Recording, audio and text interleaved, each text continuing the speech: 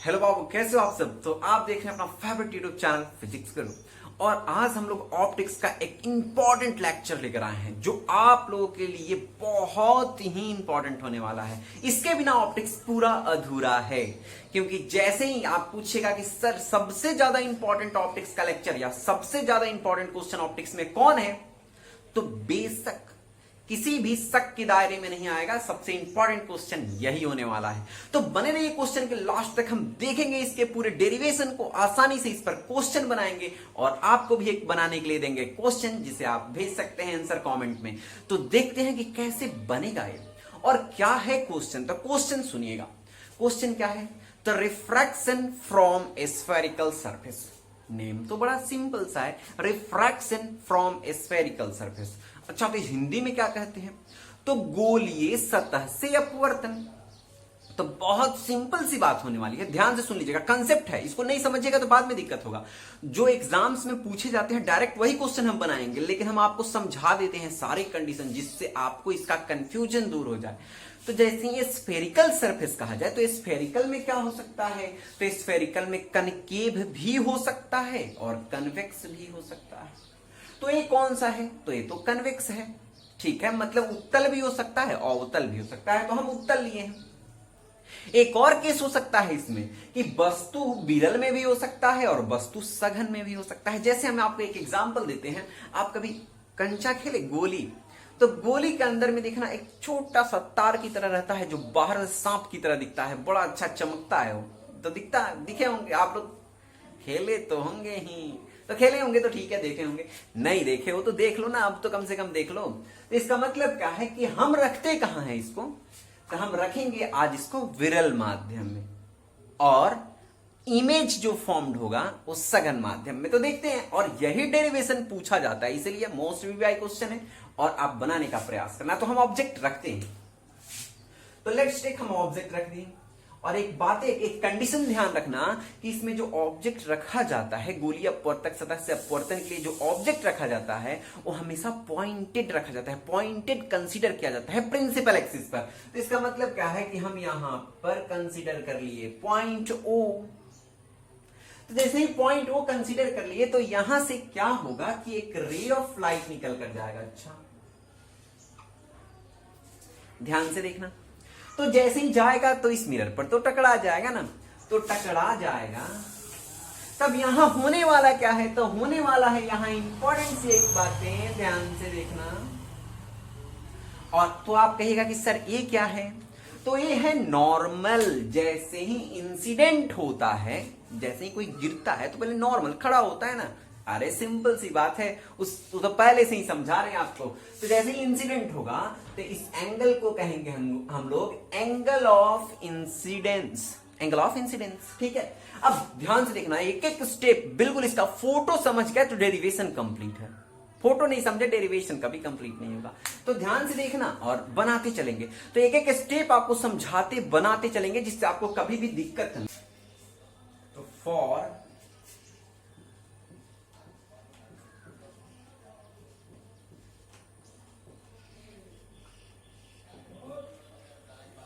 For angle of incidence, तो for angle of incidence क्या हो जाएगा?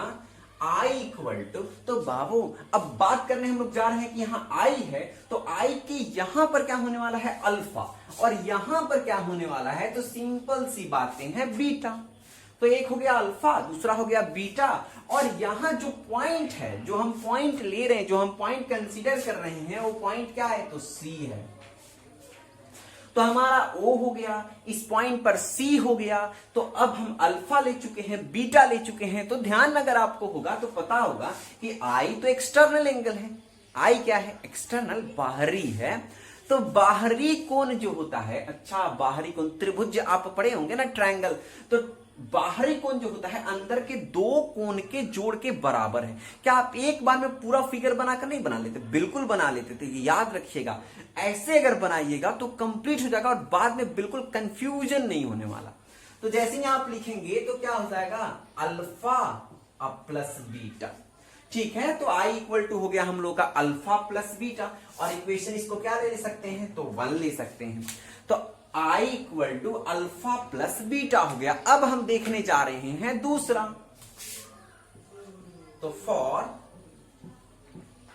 एंगल ऑफ रिफ्रैक्शन, तो फॉर एंगल ऑफ रिफ्रैक्शन, तो जैसे ही हम एंगल ऑफ रिफ्रैक्शन देखने लगते हैं तो भी ये सिंपल है। तो क्या होता है एंगल ऑफ रिफ्रैक्शन के लिए, तो ध्यान से देखो, अब एंगल ऑफ रिफ्रैक्शन चाहिए, तो जैसे ही ये अब ध्यान से देखो, जैसे ही ये यहां पर जाकर इंसिडेंट हुआ, तो इंसिडेंट होने के बाद क्या होगा, तो एग्जैक्टली इसको जाना तो ऐसे चाहिए था, सीधे जाना चाहिए था, अगर ये नहीं होता तो। लेकिन जो हम यहां ले रहे हैं, तो ये N1 जो मीडियम है N1, और यहां डेंसर ले रहे हैं जिसको N2 कह रहे हैं, तो जैसे ही अब रेयर से डेंसर में जाएगा, अच्छा डेंसर में जाएगा, तो जब रेयर से डेंसर में जाता है तो नॉर्मल के तरफ आ जाता है, इसका मतलब जाना तो चाहिए था ऐसा, लेकिन आ जाएगा ऐसे, और यहां फॉर्म्ड हो जाएगा हमारा इमेज। तो इमेज जो फॉर्म्ड हो जाएगा, तो इसको हम क्या कहेंगे, अल्फा बीटा, तो इसको कह सकते हैं आप गामा। तो अल्फा हो चुका है, बीटा हो चुका है और गामा हो चुका है। अब इस पॉइंट को कह लेते हैं हम डी, और ध्यान रहे कि इस पॉइंट को तो हम पी कहते ही हैं, लेकिन एक नॉर्मल सा 90 डिग्री लेते हैं और इसको कह लेते हैं क्यू। तो पी और क्यू जो है ना, बहुत निकट बिंदु है, मतलब निकट बिंदु होने के कारण पी को ही क्यू और क्यू को ही पी कंसीडर कर सकते हैं, ठीक है। मतलब अरे उसके बीच की दूरी अल्प है, नेग्लेक्ट कर सकते हैं। तो अब ध्यान से देखो, तो इसको कह रहे हैं आई, तो जैसे ही यहां पर आया, तो इसको जाई नहीं कह सकते हैं, लेकिन हाँ क्या कह सकते हैं, सो देखो आर कह सकते हैं। क्यों आर कह सकते हैं, क्योंकि ए नॉर्मल और रिफ्रैक्टेड रे के बीच का है, तो नॉर्मल और रिफ्रैक्टेड रे के बीच में जो एंगल बनते हैं उसको एंगल ऑफ रिफ्रैक्शन कहते हैं। तो for angle of refraction, angle of refraction के लिए अब क्या लेंगे हम लोग, तो ध्यान से देखिएगा क्या हो जाने वाला है, फॉर्मूला ध्यान से देखिएगा। तो जैसे ही, तो यहां पर एक्सटर्नल एंगल क्या है, बीटा, तो बीटा बराबर क्या होने वाला है, तो आर प्लस गामा। तो आर प्लस गामा होने वाला है, तो हम आर इक्वल टू क्या लिख सकते हैं, तो इधर चला जाएगा, तो बीटा माइनस गामा इक्वेशन 2। यहां तक तो आप लोगों को बिल्कुल समझ में नहीं याद हो गया होगा। अरे इसमें हम कुछ किए ही नहीं, आई के लिए देख लिया अल्फा बीटा, आर के लिए देख लिया बीटा माइनस गामा, कंप्लीट सी चीजें हैं, इतना तो छोटा बात है। अब हम लोग क्या देख रहे हैं, तो जैसे ही अब बात करते हैं तो टैन के लिए, तो सर टैन ही क्यों लेंगे, तो देखो दो कारण यहां पहला है कि कितना डिस्टेंस है, और दूसरा किस पॉइंट पर टकरा रहा है। तो हाइट और डिस्टेंस के लिए तो टैन ही आता है ना, तो हम टैन लेंगे, तो टैन के लिए क्या हो जाएगा, तो टैन अल्फा, ध्यान से देखना, टैन अल्फा इक्वल टू हो जाएगा, तो अल्फा के लिए तो टैन का फॉर्मूला क्या होता है, पी बाई बी, तो सामने पी हो गया डी क्यू, अब बी कौन हो गया, तो ओपी। अब आप डी क्यू मत लो, क्योंकि क्यू को हम पी ले रहे हैं, तो इसका मतलब डी पी अब बाई ओपी। अब दूसरा टैन बीटा डीपी, ध्यान से देखो, अब पीसी टैन गामा डीपी अब बाई पी से आई हो जाएगा। ध्यान रहा होगा, तो बिल्कुल आप लोगों को इसमें डाउट ही नहीं होगा। तो देख रहे होंगे आप लोग यहां तक। अब आगे देख लेते हैं, ध्यान से सुनना, for a small angle of alpha beta and gamma, तो हम क्या ले रहे हैं, स्मॉल एंगल। तो आप कहेगा सर स्मॉल एंगल के लिए लेते हैं, स्मॉल लिख क्यों दिए हैं, क्योंकि यहां तक अगर लिख देंगे तो फिर डेरिवेशन कैसे लिखेंगे, तो इसलिए फॉर स्मॉल एंगल यहां पर लिखे क्या है, छोटे अल्प कोण के लिए। अल्प कोण किसके किसके अल्प कोण के लिए, तो अल्फा बीटा गामा। तो कैसे सर आप अल्प कोण कैसे कह देते हैं, तो बाबू ध्यान देना, ये हम बहुत बड़ा सा ले लिए हैं, लेकिन आपको एग्जाम्पल क्या दिए हैं हम, एक गोली, एक जो कंचा होता है जिससे हम लोग खेला करते हैं, वो गोली, तो गोली बहुत छोटा होता है ना। अब उसके लिए आप सोचो कि ऑब्जेक्ट रखें, सारा चीज रखें, तो बहुत छोटा हो जाएगा ना। तो ऐसे हम एग्जांपल बहुत, तो इसका मतलब क्या है कि एंगल उसका जो होगा बहुत छोटा हो जाएगा। तो छोटा जब एंगल हो जाएगा तो क्या ले सकते हैं, तो अल्फा इक्वल टू हो जाएगा अब dp by OP, beta equal to क्या हो जाएगा, तो dp बाई pc, और गामा इक्वल टू क्या होने वाला है, तो dp बाई pi। यहां तक तो किसी को दिक्कत होना नहीं चाहिए। अगर यहां तक आप बिल्कुल समझ चुके हैं तो बस इतना ही याद रखो ना कि ये सिंपल सा चीजें हैं जिसको हम आराम से लिख रहे हैं। अब क्या है, तो ध्यान से देखो अब क्या होने वाला है। तो होने वाला ये है, तो आप कहिएगा क्या कि सर आप क्या ले सकते हैं, तो स्नेल का नियम एक जानते होंगे। तो स्नेल का नियम क्यों लेंगे सर, क्योंकि आप पता होना चाहिए कि रिफ्रैक्शन के लिए जो सेकंड लॉ होता है स्नेल से रिलेटेड। तो हम आप स्नेल का नियम डायरेक्ट लिखते हैं, n बराबर sine I by sine R, नहीं बिल्कुल नहीं। देखो कैसे लिखेंगे। अच्छा n1 में क्या है i, तो आप कहेंगे सर ऐसे आप क्यों लिखते हैं, क्योंकि याद रखिएगा इसके आगे लेंस में कराने वाला है जो इसी तरीके से बनेगा। तो बिल्कुल ध्यान से देखिएगा n1, अच्छा n1 और क्या है यहां पर, तो साइन i, इधर में क्या है n2 साइन आर। अच्छा तो किसके नियम से हुआ, तो फ्रॉम स्नेल्स लॉ। तो from Snell law, from Snell law, तो स्नेल्स लॉ के अनुसार क्या हो गया, n1 साइन आई अब बराबर n2 साइन आर। फिर तो क्या हो जाएगा, for a small value of i and r। अब कहेगा फिर स्मॉल वैल्यू ले रहे हैं, हाँ तो साइन और टेन के लिए स्मॉल वैल्यू आप ले सकते हैं। तो जैसे ही आप लीजिएगा तो n1 i n2 r, अच्छा तो n1 i n2 r। तो जैसे ही n1 i और n2 r ले लेते हैं तो ध्यान से देखिएगा एक और चीज क्या हो सकता है यहां पर। तो n1 i हो गया n2 r हो गया, इसको इक्वेशन कितना ले लेते हैं 3। तब इक्वेशन 3 में किसको रख लेंगे, तो इक्वेशन 1 और 2 को रख सकते हैं, तो रख लो ना। तो n1 i के जगह पर क्या होना है, तो alpha plus beta, n2 r के जगह पर क्या होना है, तो beta minus gamma.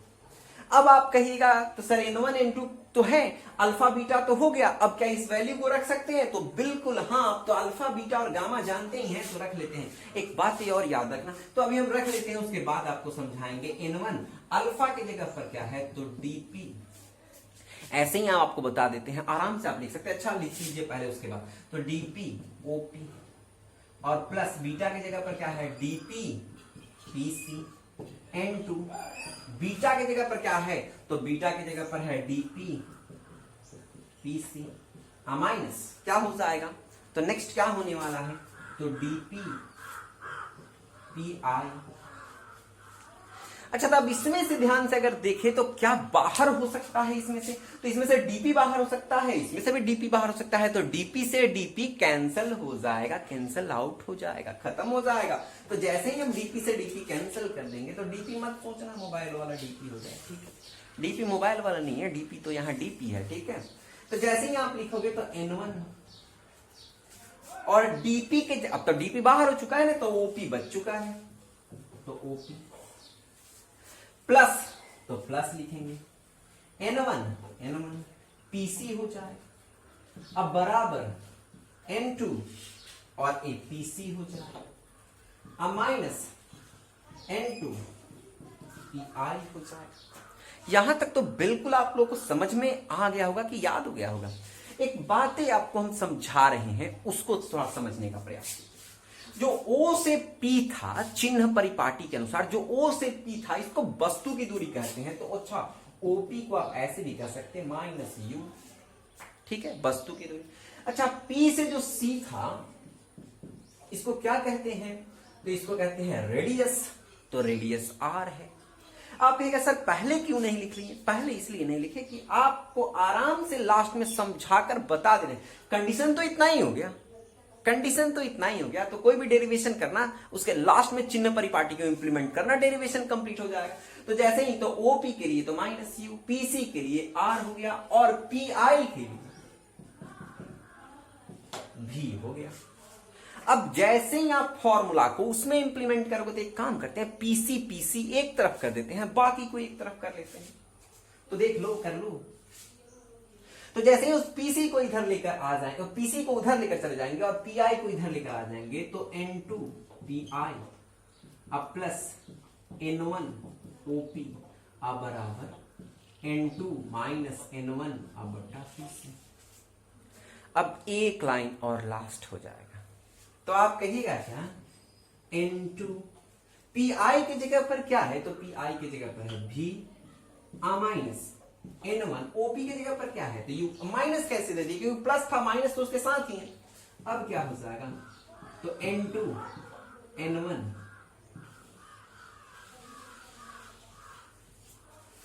Formula proved हो गया।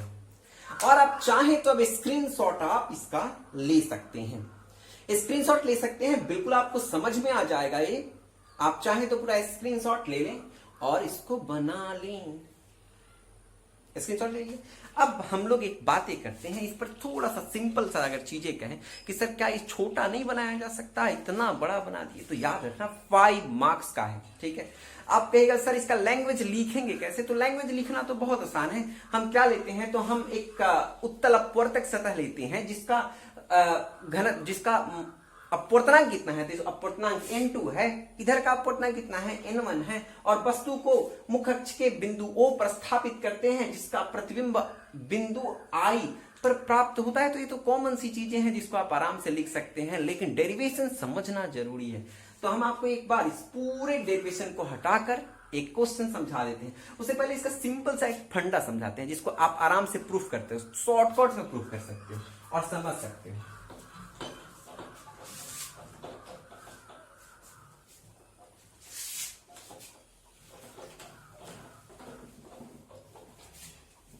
यहां तक तो आप देख चुके होंगे ना, तो यहां तक देख चुके हैं तो ध्यान से देखिएगा, छोटा सा, बहुत छोटा सा प्रूफ हम कर रहे हैं इसका।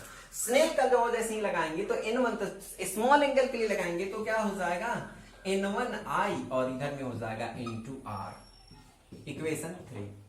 और इक्वेशन 1 और 2 को इसमें रख लेंगे तो आप जानते हैं कि dp तो tan के साथ ही कॉमन आउट हो जाएगा, तो आप रख लो, पहले tan देखना भी नहीं पड़ेगा, आप देख लो इस इक्वेशन में।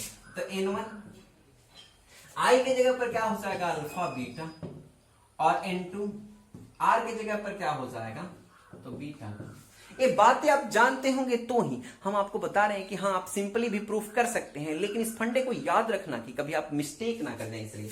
तो N1 और अल्फा है बाबू, तो अल्फा कितना दूर है, OP, बस लिखो ना OP।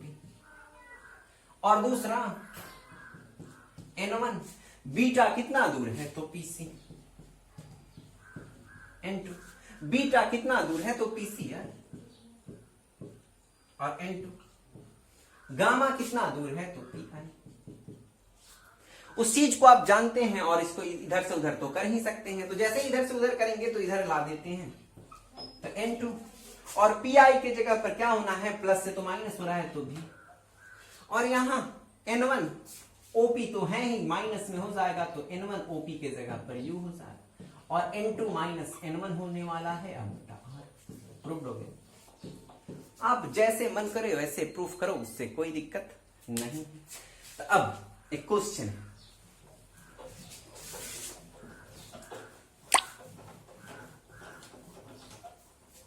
क्वेश्चन में क्या है, सो ध्यान से सुनना। एक उत्तल अपवर्तक सतह है जिसके पृष्ठ की वक्रता त्रिज्या जो है वो दिया हुआ है आपका 15 सेंटीमीटर, R = 15। यदि इस उत्तल दर्पण के सम्मुख एक वस्तु को स्थापित किया गया, उत्तल दर्पण नहीं, उत्तल अपवर्तक सतह के सम्मुख एक वस्तु को स्थापित किया गया जिसका दूरी 30 सेंटीमीटर है, तो अच्छा U = 30 सेंटीमीटर।